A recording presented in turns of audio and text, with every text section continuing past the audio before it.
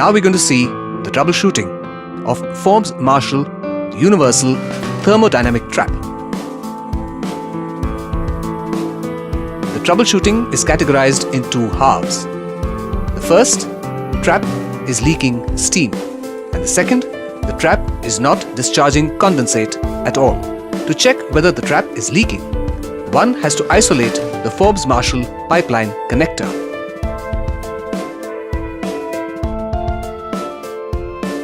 Depressurize the main valve assembly.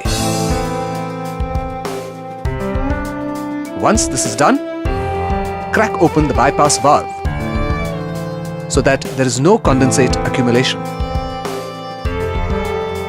Remove the universal trap from the pipeline connector.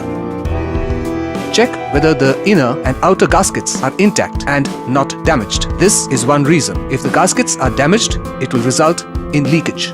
If damaged, replace the inner and outer gaskets. Second thing to be checked is the seat and disc for any kind of foreign particle deposition. If so, clean the seat and disc as well as lap the surface. Once this is done, reassemble the trap and check the trap performance. The second category is not discharging condensate at all. In that case, check the strainer which is present inside the trap. Reassemble the screen and put the trap back onto the pipeline connector.